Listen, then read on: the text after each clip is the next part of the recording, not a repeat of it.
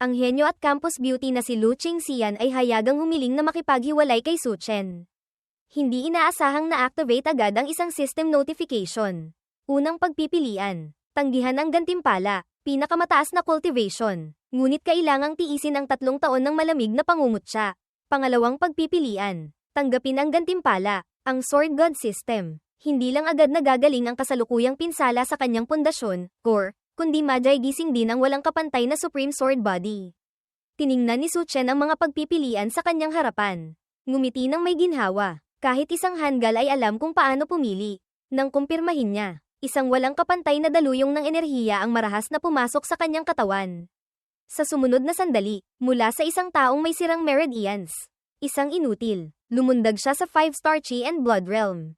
Dapat malaman na sa mga kandidato sa martial exam na ito. Ang may pinakamataas na cultivation ay 3-star Chi and Blood Realm lamang. Ito ay tunay na isang ganap na pangingibabaw.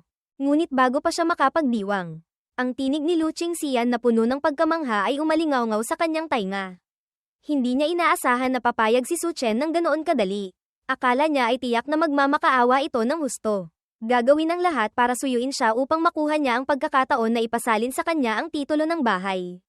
At sa gayon ay mapiga ang huling halaga nito. Ngunit hindi niya inaasahan ang ganitong resulta. Kaya't nagalit si Lu Qingxian at nagtanong, "Hindi ba, wala ka talagang balak na pigilan ako?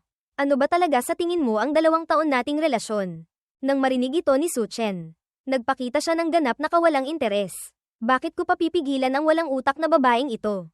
Nakakaapekto lang ang mga babae sa bilis ng pagbunot ko ng espada." Nang makitang tumalikod si Su Chen at akmang aalis, bahagyang natigilan si Lu Qingxian ngunit wala pang isang segundo ay nagsimula na siyang magsalita ng nakakagulat.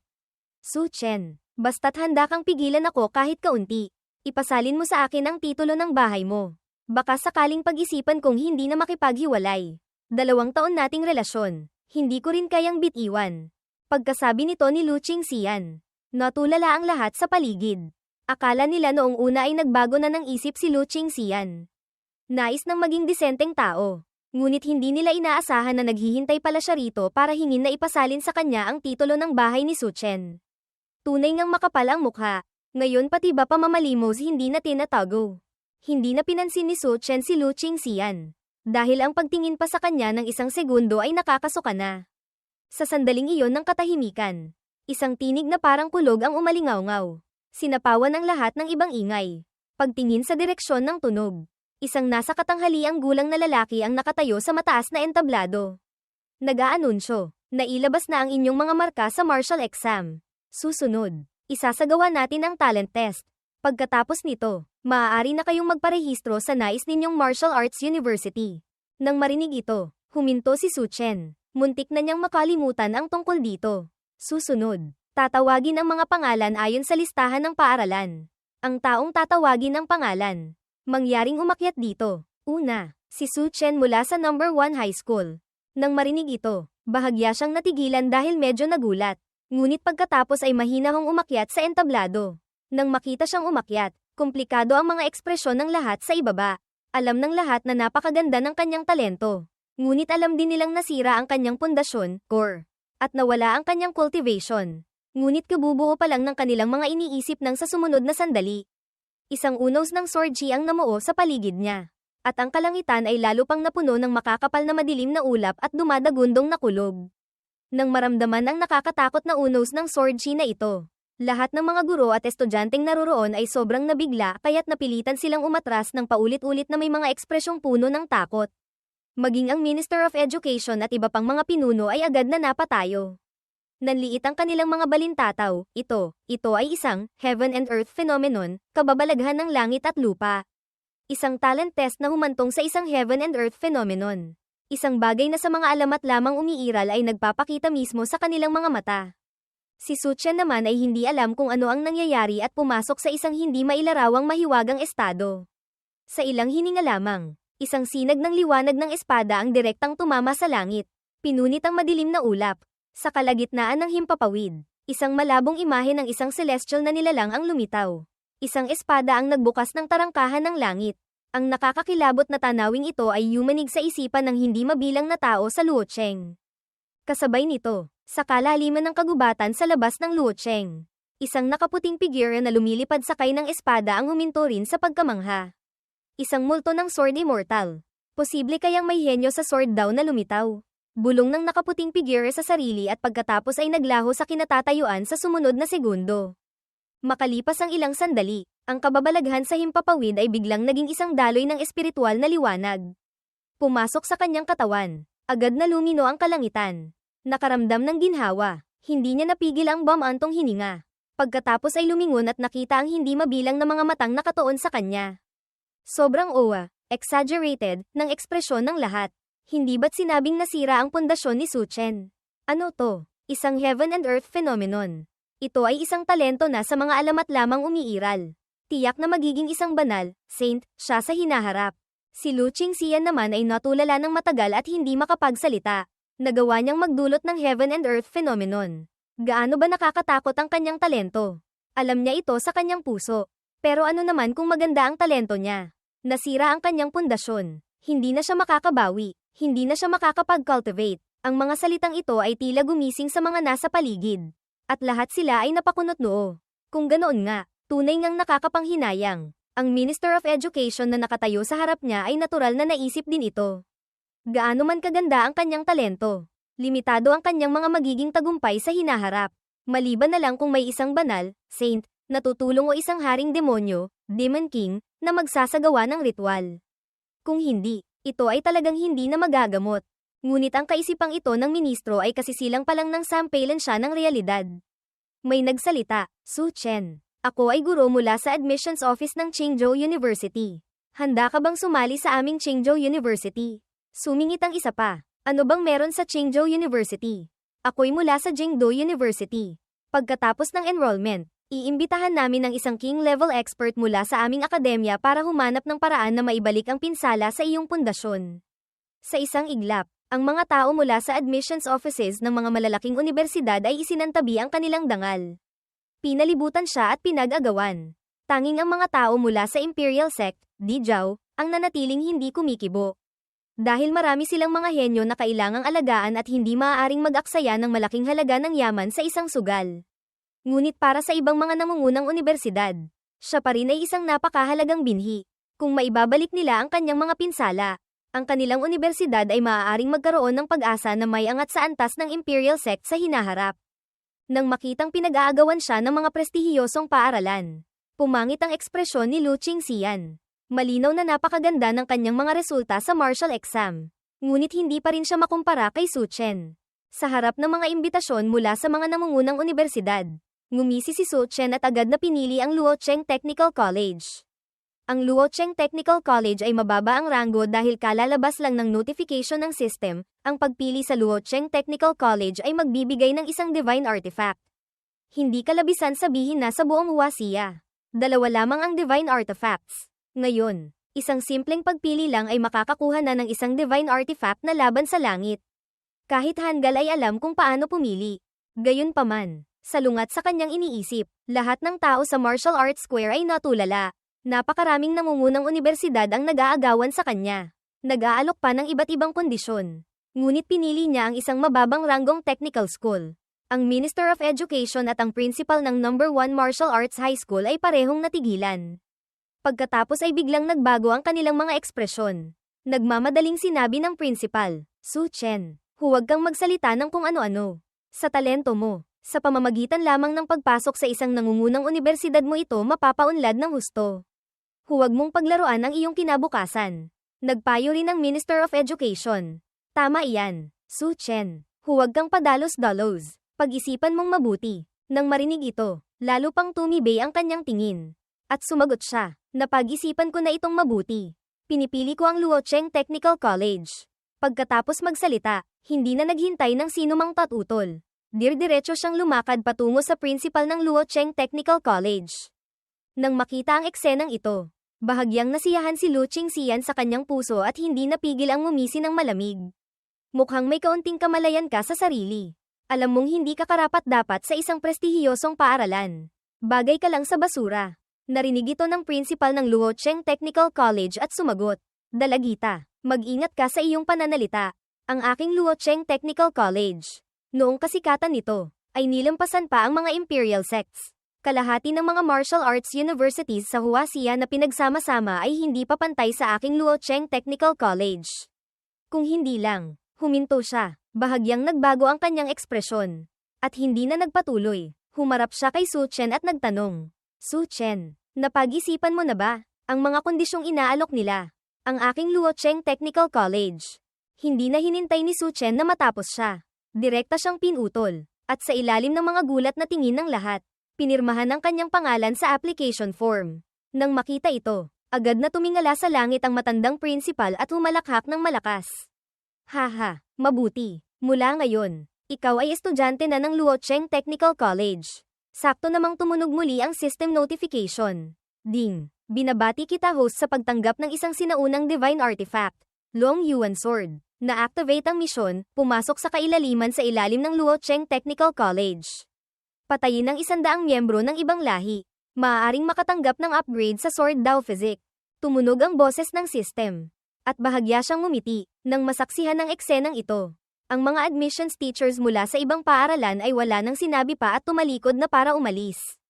Ang mga tao mula sa Imperial Sect ay lalo pang ngumisi ng malamig. Umiling. At hindi na pinansin pa. Ano ang silbi ng magandang talento? Sira ang pundasyon. Hindi makapag-cultivate. Nakatadhanang maging basura. Muling nagsalita si Lu Qingxian. Nang uuyam. Hehe, Su Chen. Akala ko mataas ang standards mo. Pero sinong mag-aakala na pipiliin mo ang Luocheng Technical College? Napakakahiya. Tama. Alam ko na. Siguro sinusubukan mong makuha ang atensyon ko sa ganitong paraan. No, pumayag lang akong makasama ka noon dahil sa yaman ng pamilya mo. Sinong mag-aakala na isa ka palang anak sa labas? Ang nanay mo ay isa ring P***ta. Bago pa matapos ni Lu Qingxian ang kanyang sinasabi, nakaramdam siya ng napakalakas na puwersang tumama sa kanyang mukha. Lumipad ang kanyang katawan, kasabay na tumalsik ang sariwang dugo at mga ngipin. Umigting ang kanyang panga. Ang boses niya ay may dalang nakakatakot na killing intent na parang isang mabangis na hayop na malapit nang magwala. Magsalita ka pa ng isa. Papatayin kita. Nang makita ito, lahat sa paligid ay ganap na natulala. Sino ang mag-aakala na mangyayari ang ganito? Ngunit itong si Lu Qingxian ay talaga namang napakawalan Jia. Naglakas loob kang saktan ako. Gusto mo nang mamatay. Tumayo si Lu Qingxian. Ang galit niya ay abot langit. Sa sumunod na segundo, sumugod siya para umatake. Tina-target ang mga vital points ni Su Chen. Siya ay nasa peak ng 2-star Chi and Blood Realm. Malapit nang mag-breakthrough sa 3-star. At kabilang sa mga nangunguna sa martial exam candidates. Anong karapatan ng isang basurang tulad niya? Gayunpaman, nang maramdaman ang atake na ipinagmamalaki ni Lu Qingxian, tumawa si Su Chen. Pagkatapos, isinara niya ang kanyang mga daliri, at isang daloy ng sword chi ang biglang pumulandet. Humiwa sa hangin diretso patungo kay Lu Qingxian. Nang makita ang eksenang ito, si Lu Qingxian ay natigilan sa takot. Hindi ito biro, gusto niya talaga akong patayin. Ngunit nang ang sword chi ay malapit nang tumama sa pagitan ng kanyang mga kilay. Isang sinag ng espiritual na liwanag ang dumaan at pinigilan ang kanyang sword chi.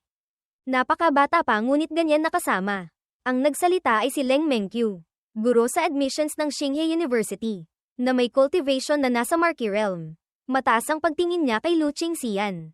Paano niya hahayaang mapatay si Lu Qingxian sa harap niya? Malamig na sinabi ni Leng Mengqiu. Si Lu Qingxian ay estudyante na ng Xinghe University. Ang pananakit sa kanya ay ituturing na pagdedeklara ng digmaan laban sa Xinghe University. Haha, lumabas din ang matandang Principal Meng Chen para protektahan si Su Chen. Tumawa at nagsabi, kung gayon, ayon sa sinabi mo, kung sinaktan mo si Su Chen, dapat ko ring ituring na nagdeklara ka ng digmaan laban sa Luocheng Technical College. Sumimangot si Leng Mengqiu. Meng Chen, huwag kang mamiloso po. Hehe, sinusunod ko lang ang loika mo. Pilosopiya na ba agad iyon? Ganyan ba talaga kayong mga tinatawag na nangungunang universidad at imperial sects?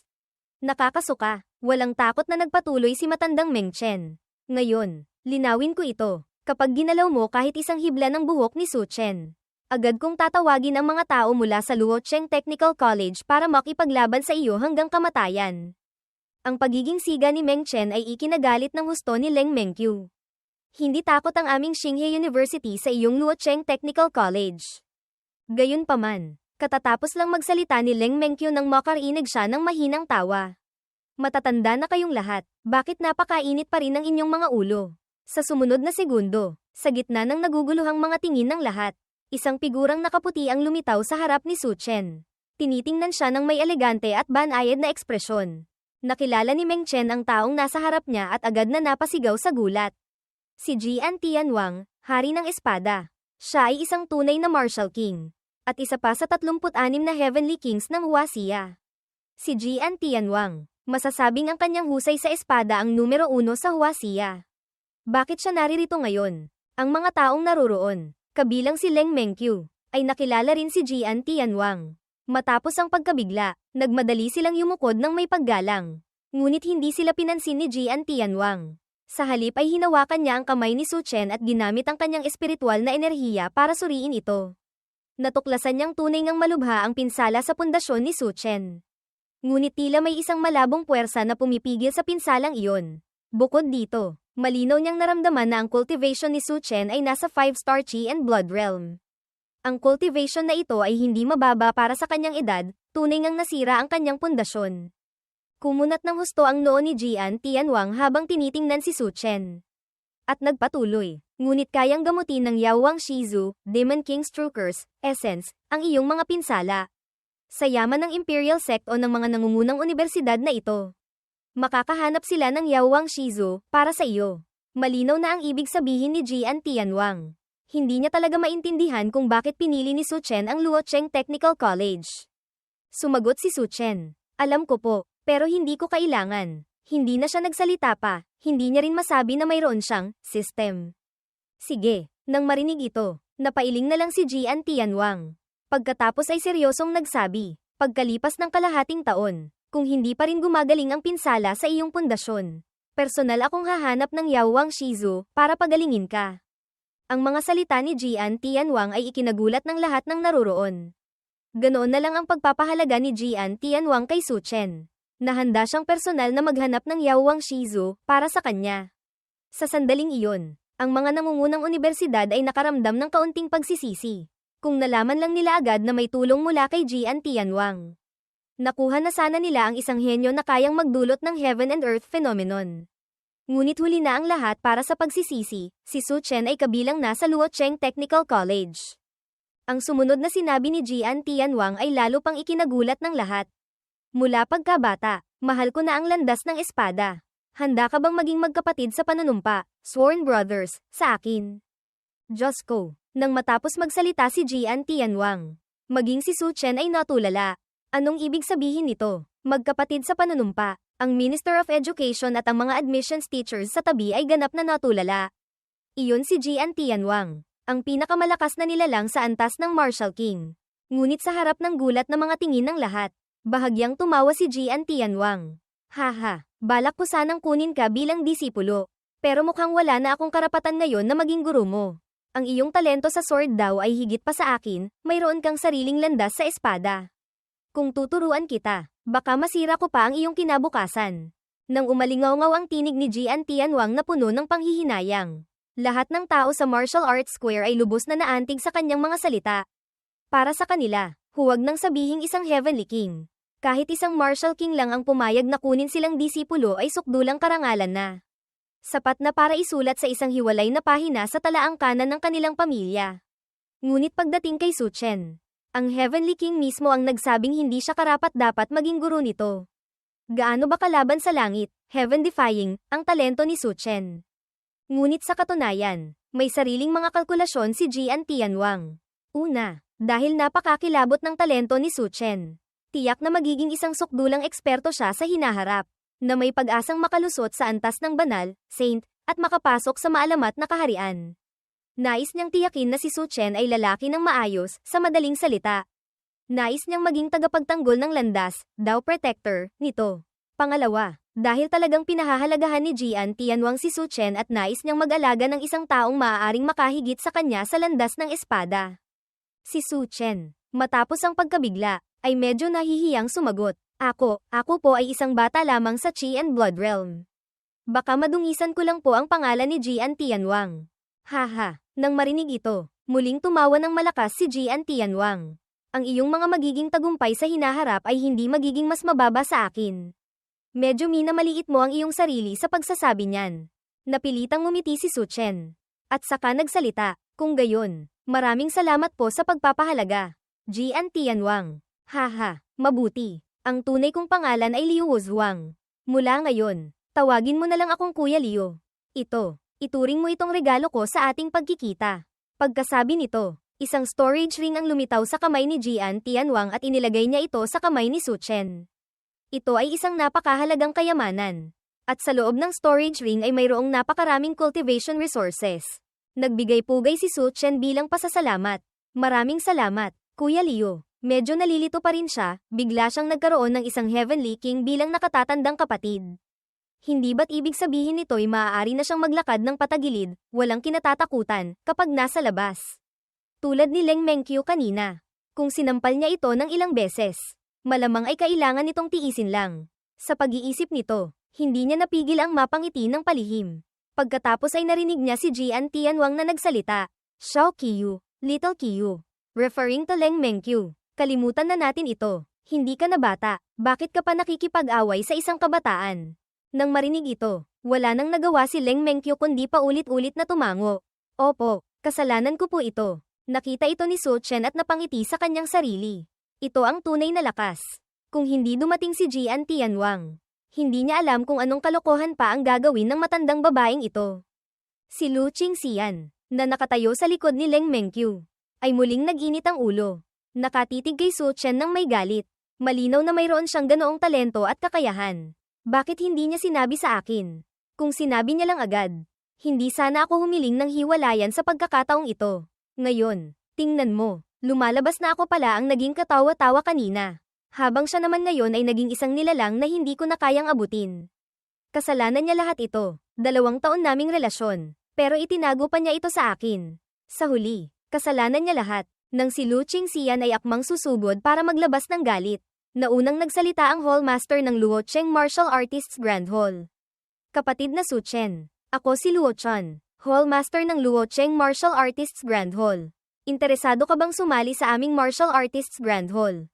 Kapatid na Su Chen, syempre, walang hihilingin sa iyo ang Martial Artists Grand Hall.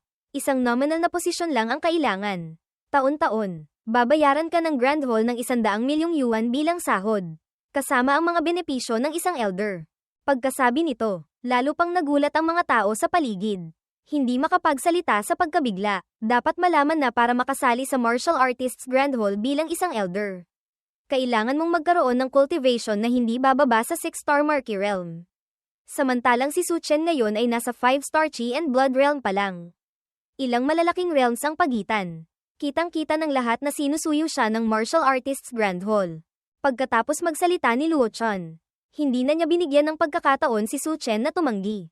Direkta niyang inilagay ang isang card at isang token sa kamay nito. Sinabi niya, kung gayon, ayos na iyan, kapatid na Su. Kung may oras ka, dumaan ka sa Martial Artists Grand Hall para tumambay.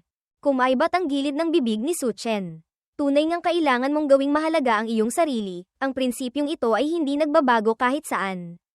Nang makita ang eksenang ito, hindi na alam ng mga estudyante sa paligid kung ano ang sasabihin. Lubos na yumanig ang kanilang mga puso. Tanging natulala silang nakatingin kay Su Chen. Puno ng paghanga, iniisip kung bakit hindi man lang sila makapantay kahit sa isang hibla ng kanyang buhok. Lalo pang nainis si Lu Qingxian. Akala niya, sapat ng kabaliwan ang pakikipagkapatiran ni Jian Tianwang kay Su Chen. Ngayon naman ay bigla siyang naging elder ng Martial Artists Grand Hall. Hindi kalabisang sabihin na ang kanyang kasalukuyang panimulang punto ay ang destinasyon na hindi maaabot ng maraming tao kahit pagkatapos ng graduation. O kahit sa buong buhay nilang pagsisikap. Komplikado ang ekspresyon ni Lu Qingxian. Hindi naman talaga pagsisisi, kundi pakiramdam niya ay masyado siyang maagang nakipaghiwalay. Ngunit sa 2 taon nilang relasyon, at sa kung gaano siya kagusto ni Su Chen, hindi siya makapaniwalang ganoon kabilis siyang bibitawan nito. Kaya't muli siyang nagsimula sa kanyang nakakagulat na pahayag. Su Chen, inaamin ko, medyo napalakas ang boses ko kanina. Sa totoo lang, nadala lang ako ng emosyon. Nagkamali tulad ng ibang babae. Gusto pa rin kita, magbati na tayo. Ha, pagkasabi nito, agad na nagpakita si Lu Qingxian ng kaawa-awang anyo. Kung hindi ka naniniwala, pwede mo akong hawakan sa kamay. Nang marinig ang mga salita ni Lu Qingxian, hindi lang si Su Chen kundi pati ang ibang mga estudyante ay natulala. Gaano ba kakapal ang mukha ng taong ito para makapagsalita ng ganyan? Maging si Meng Chen, Sa kanyang edad, ay naramdamang hindi niya ito kayang sikmurain. Anong klaseng kabalbalan ito? Sinulyapan ni Su Chen si Lu Qingxian. Nakaramdam lamang ng pagkasuklem. Kasabay nito, naisip ni Su Chen na ang orihinal na may-ari ng katawan ay talagang bulag. O desperado na para magustuhan ang ganitong klaseng tao. Akala pa ni Lu Qingxian ay siya ang hari na kayang paikutin ang orihinal na may-ari. Siguro nag-iilusyon lang siya. Sa sumunod na sandali, sa harap ng gulat na mga mata ni Lu Qingxian, sinuntok siya ni Su Chen diretso sa mukha. Ang mukha ni Lu Qingxian na medyo magana ay lalo pang namaga na parang ulo ng baboy. Gayunpaman, hindi siya tumigil doon. Sa halip ay sumugod pa siya at pinagsusuntok at pinagsisipa ito ng walang habas. Si Lu Qingxian ay walang kalaban-laban. Binugbog hanggang sa halos mag-agaw buhay. Kung hindi lang pinigilan ni Meng Chen si Su Chen dahil nag-aalala siyang baka mapatay talaga nito si Lu Qingxian at magdulot ng gulo. Talagang papatayin na niya ito. Anong klaseng basura? Dumura si Su Chen. Matagal mo kong hinabol tapos ituturing mo kong parang tuta mo. Ang kapal din ng mukha mo. No. Sa pagkakataong ito, hindi na sumugod si Leng Mengqiu para pumihil pa. May backer na si Su Chen ngayon si Jian Tianwang.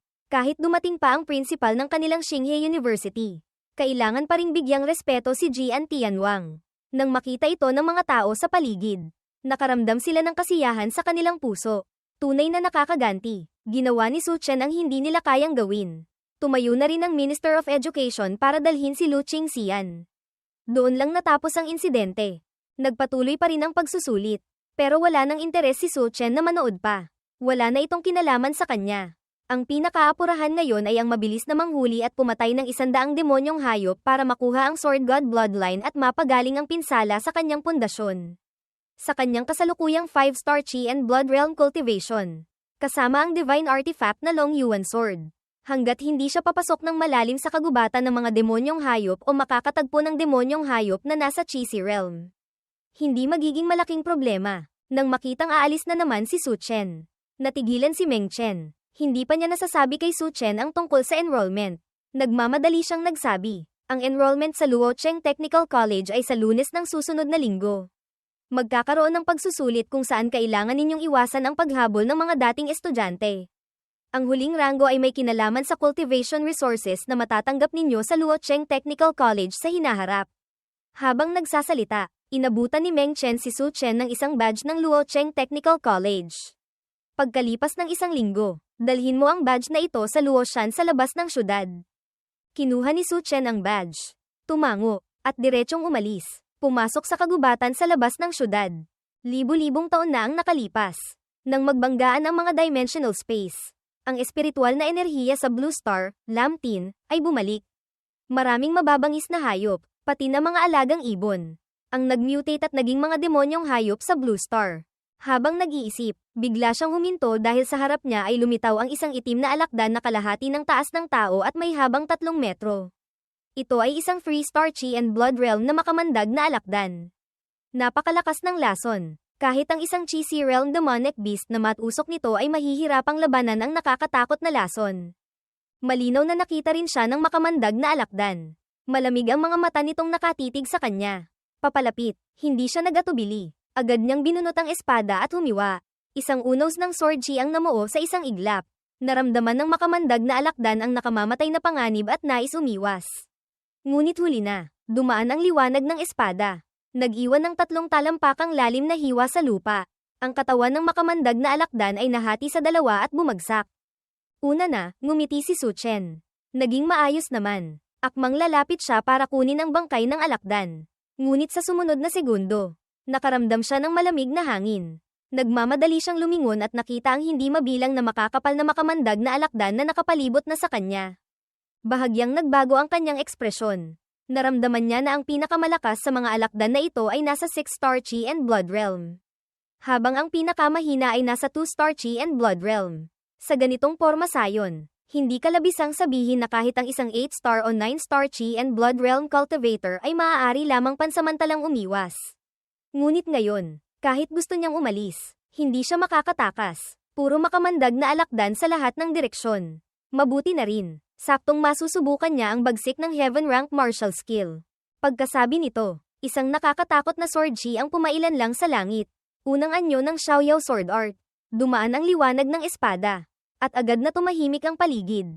Sa isang hiwang ito, bukod sa 6-star na alakdan, hindi bababa sa 4 na pupang makamandag na alakdan ang napatay. Ito ay ang lakas lamang ng isang hiwa niya. Bahagya siyang nagulat, pagkatapos ay agad na nagdiwang na parang nababaliw.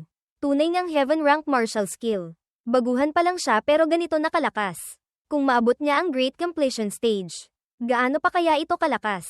Nag-isip siya sandali, pagkatapos ay ibinaling ang kanyang tingin sa mga natitirang alakdan.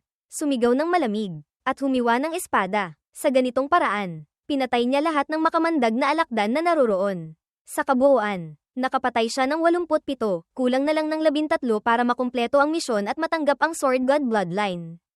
Habang naglalakbay, anumang demonyong hayop na makasalubong niya ay pinapatay niya. Mabilis siyang nakapatay ng 12 pang demonyong hayop, kabilang ang isang 8-star Chi and Blood Realm Wolf Demon. Sa madaling salita, isa na lang ang kulang para makumpleto niya ang 100. Roar! Sa sandaling iyon, isang dagandong na yumanig sa langit at lupa ang umalingaw-ngaw. Sinundan ng tunog ng labanan. Natigilan siya sandali, pagkatapos ay nagliwanag ang kanyang mukha sa tuwa. Hindi ba't ito na iyon? Halos walang pag-aalinlangan. Sumugod siya patungo sa pinanggagalingan ng tunog. Mabilis niyang nakita ang isang malaking itim na gorilya na nakikipaglaban sa isang babae. Ang cultivation ng babae ay 4-star Chi and Blood Realm lamang. Habang ang itim na gorilya ay nasa 9-star Chi and Blood Realm na halos isang ganap na pangingibabaw. Gaya ng inaasahan, mabilis na tinamaan ng suntok ang babae at tumalsik palayo. Dumura ng sariwang dugo, dinibdib ng gorilya ang sarili ng ilang beses at sumugod diretso sa babae. Nang makita ito, isang bakas ng takot ang gumuhit sa mga mata ng babae. Mamamatay na ba ako rito ngayon? Katatapos lang niyang sumali sa martial exam at balak sanang magsanay sa labas. Hindi niya inaasahang makakatagpo ng isang 9-star Chi and Blood Realm demonic beast. Ngunit nang malapit nang tumama ang kamao ng gorilya, isang sinag ng liwanag ng espada ang biglang sumibat. Napakabilis ng reaksyon ng gorilya at nagawa nitong makaiwas ng pahirapan. Ngunit isang malaking puno sa tabi ang nabali sa hiwa ng espada. Napilitang umatras ang gorilya. Sa sumunod na segundo, direktang ginamit ni Su Chen ang Xiaoyao Sword Art. Isang hiwa ang pumugot sa ulo ng gorilya. Tumalsik ang sariwang dugo, at bumagsak ang bangkay ng gorilya. Agad niyang kinuha ang bangkay nito. Ang bangkay ng isang 9-star Chi and Blood Realm demonic beast ay mabebenta pa rin sa magandang presyo. Ding! Natuklasang napatay na ng host ang 100 demonyong hayop.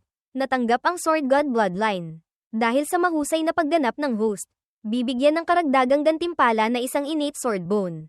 Nais bang i-fuse ng host? Fuse. Agad siyang pumili ng walang pag-aalinlangan. Sa sumunod na segundo, nakaramdam siya ng init sa kanyang dibdib. Ang pinsala sa kanyang pundasyon ay ganap ng gumaling. Ngunit hindi pa doon natapos. Isang sinag ng espiritual na liwanag ang kumislap. At ang kanyang chi at dugo ay umalon. Naramdaman niyang biglang tumaas ng husto ang kanyang Chi and Blood Index sa 100, at kasabay nito ay direktang umabot sa 6-star Chi and Blood Realm. Hindi kalayuan. Hindi pa rin makapaniwala ang babae kanina. Ang 9-star Chi and Blood Realm demonic beast na humahabol sa kanya ay ganoon na lang kadaling napatay. Ang mahalaga, ang pumatay dito ay nasa 6-star Chi and Blood Realm lamang. 2 antas lang ang mas mataas sa kanya. Maraming salamat sa pagligtas sa aking buhay. Ginoo, maaari ko bang malaman ang inyong pangalan? Para pagbalik ko sa Luocheng. Sumagot si Su Chen. Su Chen, hindi na kailangan ng pasasalamat. Pagkasabi nito, akma na siyang aalis. Nang paalis na siya, isang serye ng nagmamadaling mga yapak ang narinig. Fan Yin, okay ka lang ba? Nasaan na ang demonyong hayop na humahabol sa iyo? Ang lalaking namunguna ay tila hindi nakita si Su Chen. Sumugod ito at itinulak si Su Chen sa isang tabi. Okay lang ako. Siya ang nagligtas sa akin. Tumingin si Luo Fan Yin kay Su Chen. Ang kanyang mga mata ay nanatiling nakatuon sa kanya. Napansin ito ng lalaki. Tumingala siya kay Su Chen. Bahagyang kumunat ang noo. At ngumisi. Sinabi niya, haha, ako si Mo Feng. Salamat, kapatid, sa pagligtas kay Luo Fan Yin. Lumaki kaming magkasama ni Fan Yin. Kung masaktan si Fan Yin kahit kaunti, sobrang masasaktan ako. Habang nagsasalita, tiningnan ni Mo Feng si Su Chen. Pero nakikita ko na ikaw, kapatid, ay nasa 6-star Chi and Blood Realm lang. Paano mo nailigtas si Fan Yin? Ang mga salita ni Mo Feng ay may bahid ng pangmamaliit at pagdududa. Naikinakunot ng noo ni Su Chen. Malinaw na pinagdududahan ni Mo Feng ang kanyang lakas. Mo Feng, anong ibig mong sabihin? Bago pa makapagsalita si Su Chen, Naunang nagsalita si Luo Fanyin. Malamig na nagtatanong, si Su Chen ang nagligtas sa akin. Anong ibig mong sabihin dyan? Pinagdududahan mo ba siya? Nang marinig ang galit na boses ni Luo Fanyin, bahagyang tumawa si Mo Feng. Fanyin, nag-aalala lang naman ako sa iyo. Napakatayog ng iyong katayuan. Hindi may iwasang may mga taong gustong sadyang lumapit sa iyo. Tiningnan ni Su Chen si Mo Feng na tila wala nang masabi. Pakiramdam niya ay hindi normal ang utak ng taong ito. Kung mahina ka, magsanay ka pa. Huwag mong laging pagdudahan ng iba. Pwede ba? Pagkasabi nito, akma na siyang aalis. Napakamalas. Nasuklam na siya kay Lu Qingxian kanina. Hindi niya inaasahang masusuklam na naman siya sa isa pang ito. Talagang may mga hanggal bawat taon. Pero parang mas marami ngayong taon. Pinigilan siya ni Mo Feng. Tumigil ka. Pinayagan na ba kitang umalis? Hanggat hindi mo nililinaw sa akin ang bagay na ito ngayon, huwag kang umasang makaalis. Muling hinaranggan ni Mo Feng ang daan ni Su Chen. Pagkatapos ay pinakawalan ang kanyang 3-star Cheesy Realm Cultivation Pressure patungo sa kanya. Nagalit na rin si Su Chen. Sigurado ka bang gusto mo akong harangan? Mabuti na nga ang intensyon niyang iligtas si Luo Fanyin. Tapos pagbibintangan pa siya ng hinayupak na ito. Sobrang hindi makatarungan. Ngumisi si Mo Feng. Haha, hinaharangan kita. Ano ngayon? Ako ay isang 3-star Cheesy Realm. Habang ikaw ay isang 6-star Chi and Blood Realm na basura lang. Akala mo ba kaya mo akong labanan? Pak, sa sumunod na segundo, isang malutong na sampal ang umalingaw-ngaw. Ang sumampal ay hindi si Su Chen, kundi si Luo Fanyin. Galit siyang nagtanong, Mo Feng, anong ibig mong sabihin? Anong 6-star Chi and Blood Realm na basura? Ako ay 4-star Chi and Blood Realm lang. Ayon sa sinabi mo, hindi ba't mas masahol pa ako sa basura? Galit na galit ang tono ni Luo Fanyin, malinaw na talagang nagalit na siya. Mabait na nga siyang iniligtas. Tapos pagbibintangan pa ni Mo Feng. Kung kakalat ito, saan pa siya lulugar? Nagmamadaling nagpaliwanag si Mo Feng. Hindi ikaw ang tinutukoy ko. Fanyin, sinasabi kong siya ang basura. Wala talaga akong intensyong sabihin iyon sa iyo. Pero hindi na siya pinansin ni Luo Fanyin. Itinulak niya si Mo Feng. Lumapit kay Su Chen, at hinawakan ang kamay nito para umalis. Nang makita ito, nagngalit ang mga ngipin ni Mo Feng sa galit. Palagi niyang gusto si Luo Fanyin. Ngunit hindi siya binibigyan ng pagkakataon ni Luo Fanyin. Ngayon, kusa pang hinawakan ni Luo Fanyin ang kamay ni Su Chen sa harap niya ito ay isang matinding dagok. Sa pag-iisip nito, isang maitim na mahabang espada ang lumitaw sa kamay ni Mo Feng. Nakatutok diretso kay Su Chen. Bilang disipulo ng Hallmaster ng Martial Artists Grand Hall, kailanman ay hindi siya minaliit sa Luo Cheng. Maging ang mga elder ng ilang malalaking pamilya ay kailangang maging magalang sa kanya. Bukod dito, siya mismo ay nasa 3-star Cheesy Realm.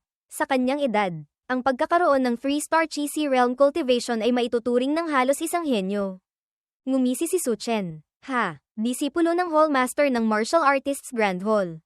Ano naman ngayon? Pagkasabi nito, itinaas niya ang kanyang kamay at humiwa ng espada. Ang sword chi ay nagkalat.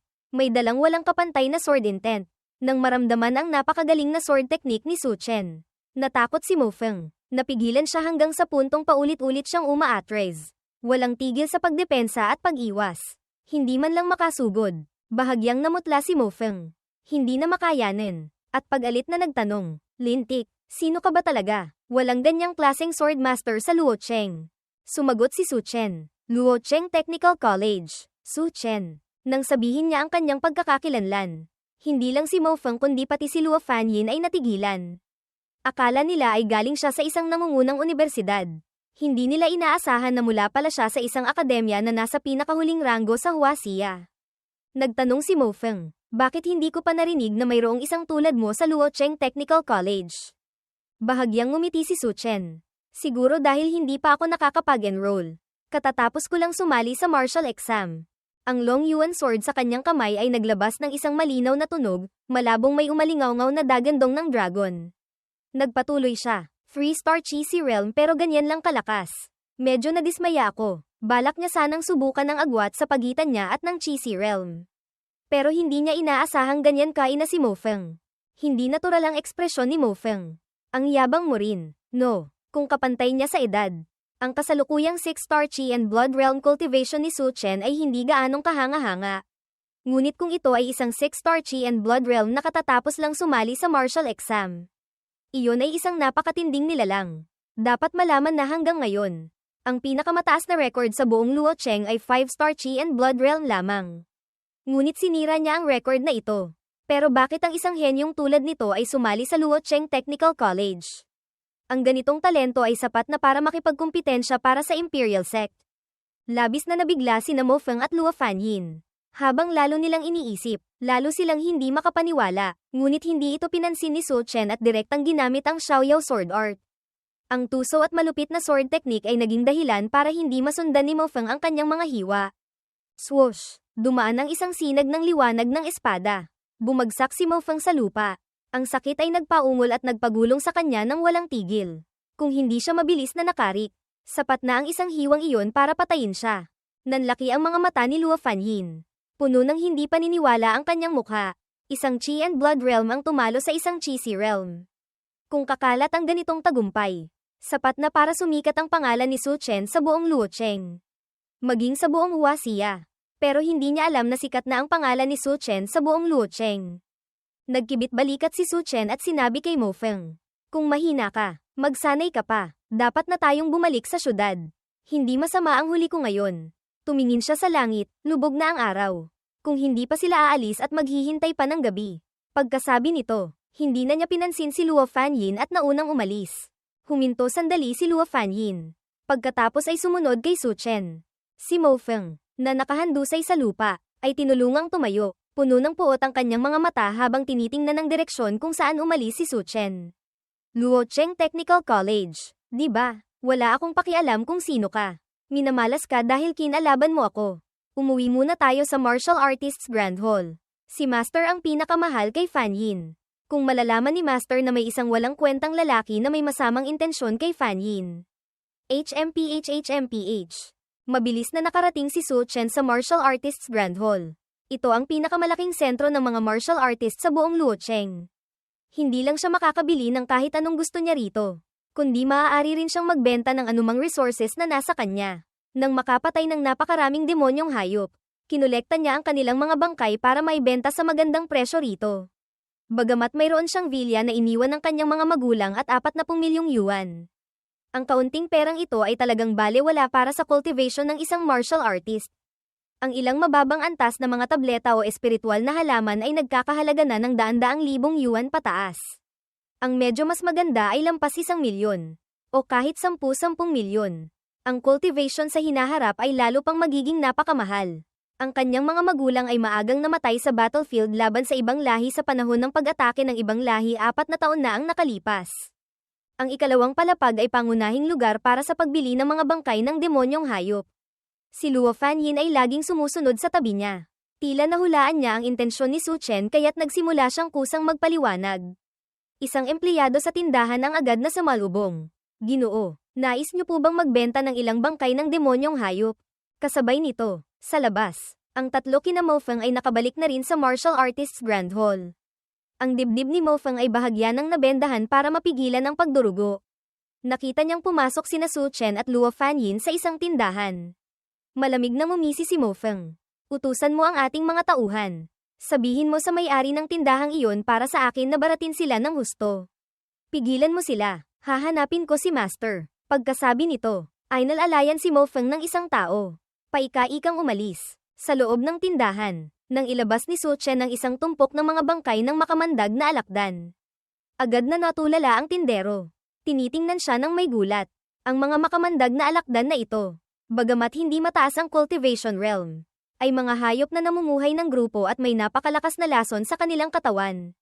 Maging ang mga Chi Si Realm expert, o kahit mga Grandmaster Realm, kapag nalasan nito ay hindi ito kayang neutralisahin. Ngunit nagdala siya ng napakaraming bangkay ng makamandag na alakdan. At mukhang kalilipat lang pinatay.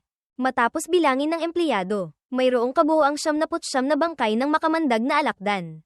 Sa paunang tansya, mahigit 40 milyong yuan na ito. Sa madaling salita, sa isang araw na paglabas niya, mas marami pa siyang kinita kaysa sa perang iniwan ng kanyang mga magulang. Sa pag-iisip nito, hindi niya mapigilan ang tuwa. Direkta niyang inilabas ang bangkay ng 9-star Chi and Blood Realm na itim na gorilla. Nang makita ito, lalo pang nabigla ang tindero.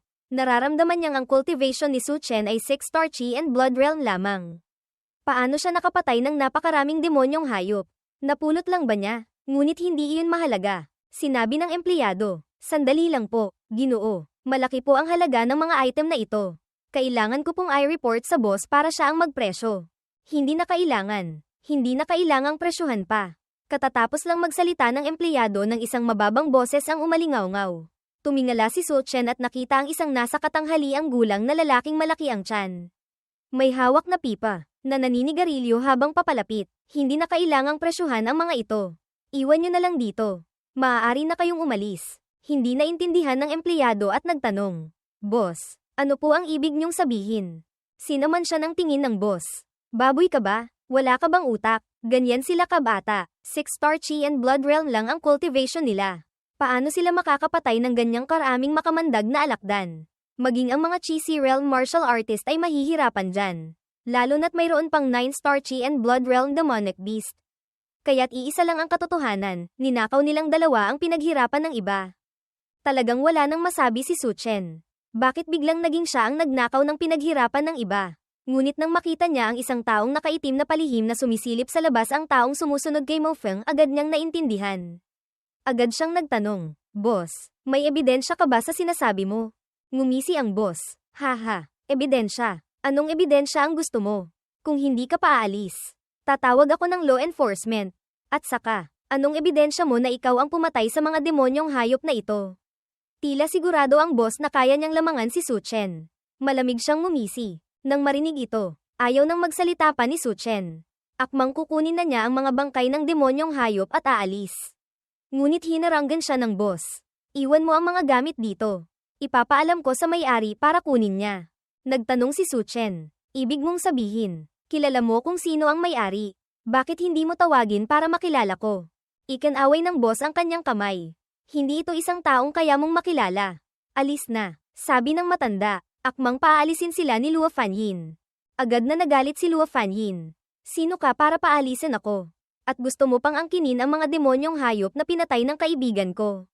Maniwala ka sa akin. Sumigaw ang boss. Maniwala sa ano? Sino ka ba? Alis na. Kung hindi, huwag mo akong sisihin kung magiging bastos ako. Halos sumabog sa galit si Luo Fanyin. Ang tatay ko ang hallmaster ng Martial Artists Grand Hall. Subukan mong ulitin yan. Nang maliit ang boss. Ikaw ang anak ni Hallmaster Luo. Ha, ako pa nga ang tatay niya. Alis na. Galit na sumigaw ang boss. Tinawag ang mga gwardya ng Martial Artists Grand Hall. Handa nang paalisin sina Suchen at Luo Fanyin. Nakatanggap siya ng utos mula kay Mo Feng. Kung ang babaeng nasa harap niya ay tunay ngang anak ni Hallmaster Luo. Hindi ba't malalaman iyon ni Mo Feng? Na disipulo ni Hallmaster Luo. Gayunpaman, sa harap ng 12-dosenang mga gwardya, malamig na ngumisi si Suchen. Pagkatapos ay mahinahong kinuha ang isang token. Ito ang token na personal na ibinigay sa kanya ni Luo Chun, na kumakatawan sa posisyon ng elder ng Martial Artists Grand Hall. Ang resulta, nang makita ito ng boss, direkta niya itong inagaw at ibinato ng malakas sa lupa. Putang ina, naglakas loob ka pang magpanggap na elder ng Martial Artists Grand Hall. Ngayon, hindi lang ito usapin ng pagpapaalis sa iyo. Isang nagpapanggap na anak ni Hallmaster Luo. Isang nagpapanggap na elder ng Martial Artists Grand Hall. Kung hindi ko kayo dadalhin sa harap ni Hallmaster Luo, hindi na ako magnenegosyo rito. Kumilos na, dalhin niyo ang mga walang hiyang ito sa harap ni Hallmaster Luo para sa paglilitis. Pagkasabi ng boss, pinalibutan na siya ng mga tao mula sa law enforcement team. Nang makita ito, nagbago ang ekspresyon ng tagasunod ni Mo Feng na nasa labas. Inutusan lang niya ang boss na puntiryahin si Suchen. Hindi niya sinabing idamay si Luo Fanyin. Si Luo Fanyin ay anak ng Hallmaster. Sa pagiging sobrang mapagmahal ng Hallmaster sa kanyang anak, kung malalaman niyang ginalaw ang kanyang anak, hindi ba't papatayin siya nito? Ngunit ngayon, hindi na niya alam ang gagawin.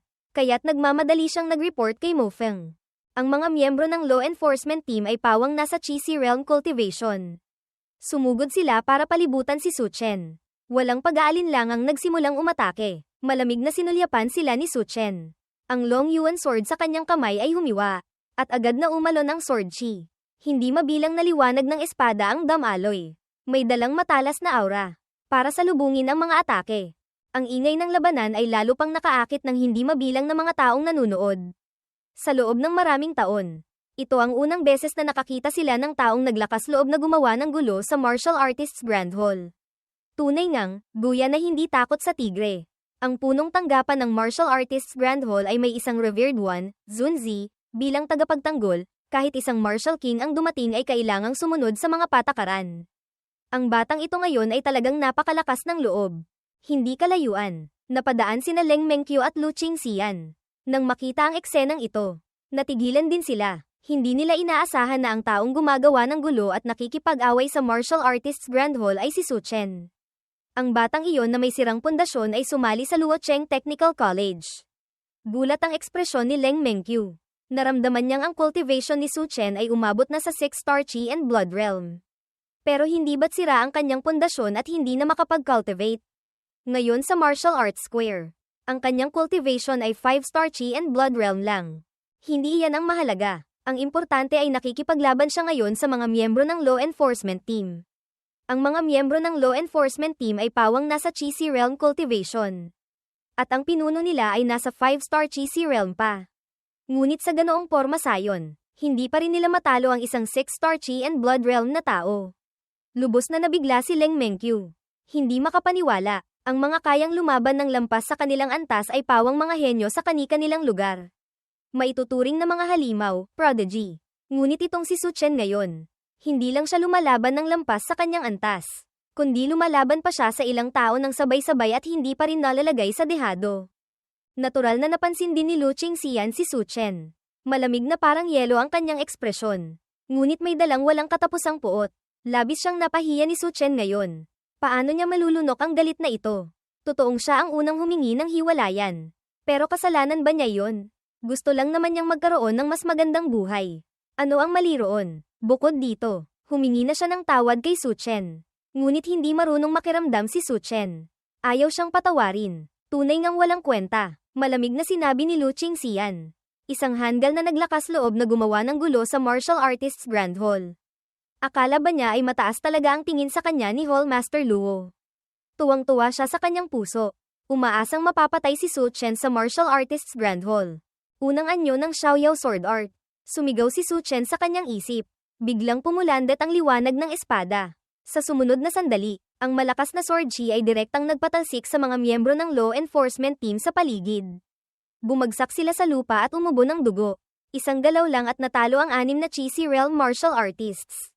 Kung hindi nila personal na nasaksihan, sino ang maniniwala sa ganitong tagumpay? Si Luo Fanyin ay akmang tatawagan na ang kanyang ama nang matapos na ang laban. Hindi pinansin ni Su Chen ang mga miyembro ng law enforcement team. Lumingon siya sa boss at nagtanong, "Sabihin mo, sino ang nag-utos sa iyong guluhin ako?" Nang makita ang eksenang ito, natakot din ang boss at paulit-ulit na umatras. Sumandal siya sa pader, namumutla ang mukha, at nagsabi, "Lagot ka na, may problema ka na." Naglakas loob kang saktan ang law enforcement team ng Martial Artists Grand Hall. "Patay ka na." Pak! Sinampal siya ni Su Chen. Natigilan ang boss. Akmang magsasalita pa sana. Ngunit sunod-sunod na sinampal siya ni Su Chen hanggang sa mamaga ang kanyang mukha na parang ulo ng baboy at bumagsak sa lupa. Muling nagtanong si Su Chen. "Tatanungin kita ulit, sino ang nag-utos sa iyong guluhin ako?" Nautal ang boss. Ikaw lagot ka na." Ayaw nang makinig pa ni Su Chen sa kanyang walang kwentang salita. Itinaas niya ang kanyang kamay at sinaksak pababa. Tumagos ang Long Yuan sword sa balikat ng boss. Ipinako siya sa lupa. Malamig na sinabi ni Su Chen, "Kung ayaw mong magsalita, mamatay ka na." Akma na niyang papatayin ang boss. Lubos nang natakot ang boss at nagmamadaling nagsabi, "Si Mo Feng, siya ay disipulo ni Hall Master Luo. Hindi ko kayang hindi sumunod." Nang marinig ito, sakalang binawi ni Su Chen ang Long Yuan sword.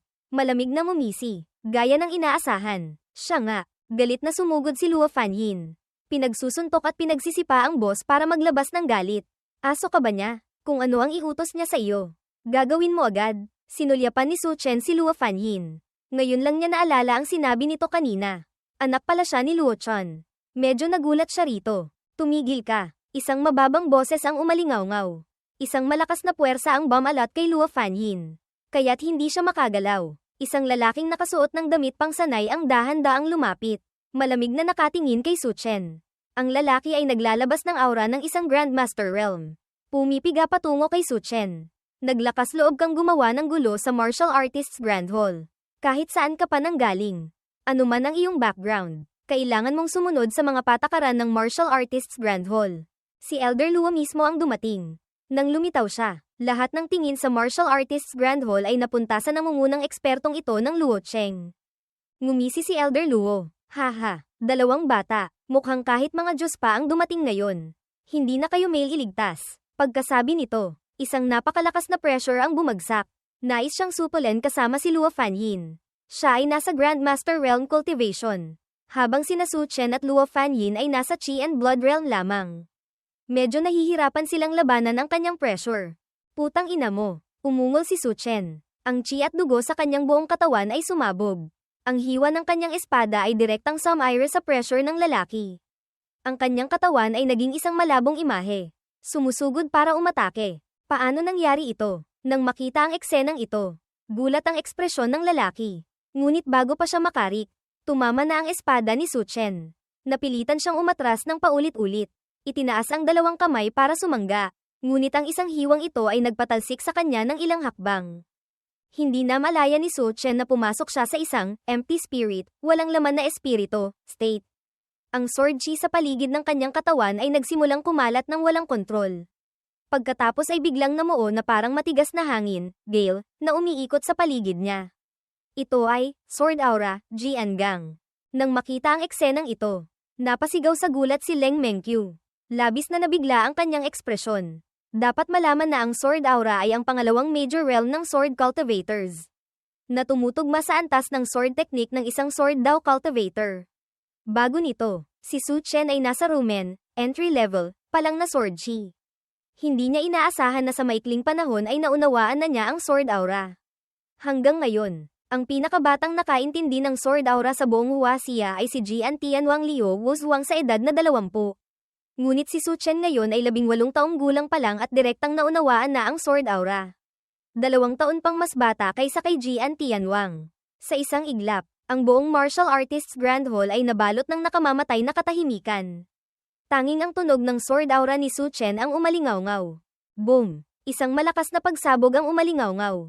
Muling napatalsik ang lalaki, bumagsak sa tindahan kanina, at nabasag ang mga gamit sa loob. Sakto namang nagmamadaling dumating si Luo Chen. Nang makita ang dumating, umiiyak na gumapang ang boss. Niyakap ang hita ni Luo Chen. Umiiyak siyang nagsalaysay. Gumawa sila ng gulo sa tindahan ko. Ninakaw nila ang gamit ng iba at dinala rito para ibenta. Sinaktan pa nila ako. Kailangan niyo pong ipagtanggol ako. Nang makitang si Mo Feng ay nasa likuran din, lalo pang lumakas ang iyak ng boss. Ngunit hindi niya magawang sabihin na si Mo Feng ang nag-utos sa kanya. Sino ba ang hindi nakakaalam na si Luo Chen ay matuwid at marangal? Kung malalaman niya ito, mapaparusahan din si Mo Feng. Lalo na ang isang maliit na may-ari ng tindahan tulad niya. Tumayo si Elder Luo at nagsabi, "Bata, saludo ako sa iyo. Sa edad mong ito, naunawaan mo na ang Sword Aura. Mula sa kaibuturan ng aking puso. Saludo ako sa iyo." Wala siyang malubhang pinsala, ngunit ang kanyang tingin kay Su Chen ay puno ng sigasig. Nagpatuloy siya, ngunit ang patakaran ay patakaran. Kahit sino ka pa, ang paggawa ng gulo sa Martial Artists Grand Hall ay kailangang harapin ang kaukulang parusa. Nang marinig ito, hindi ito pinansin ni Su Chen. Lumingon siya at nakita si Luo Chen na nakatayo mismo sa likuran niya. Nakakunot ang noo ni Luo Chen. Ngunit nang makilala niya si Su Chen, agad itong lumuwag. "Kapatid na Su, bakit ikaw?" Medyo nagulat si Luo Chen. Narinig niyang may isang walang kwentang lalaki na lumalandi sa kanyang anak. Galit na galit siya at agad na bumaba para patayin ito. Hindi niya inaasahang si Su Chen pala iyon. Hindi nagulat si Su Chen. Bumati lang siya, "Kuya Luo." Nang marinig ito, agad na natigilan si Mo Feng. Noong una, nang tawagin ni Su Chen si Luo Chen ng ganoon, akala niya ay hindi alam ni Su Chen ang kanyang lugar. Ngunit ngayon, malinaw na siya pala ang naging katawa-tawa. Natigilan din si Luo Fanyin. Hindi niya inaasahan na kilala pala talaga ni Su Chen ang kanyang ama. At mukhang maganda pa ang kanilang relasyon. Ang may-ari ng tindahan ay ganap ng natulala. Ang kanyang isip ay umuugong. Lumalabas na sa buong panahon. Siya lang pala ang tagalabas. "Tatay, kung hindi mo ako bibigyan ng paliwanag, hindi kita palalagpasin." Bago pa makapagtanong si Luo Chen,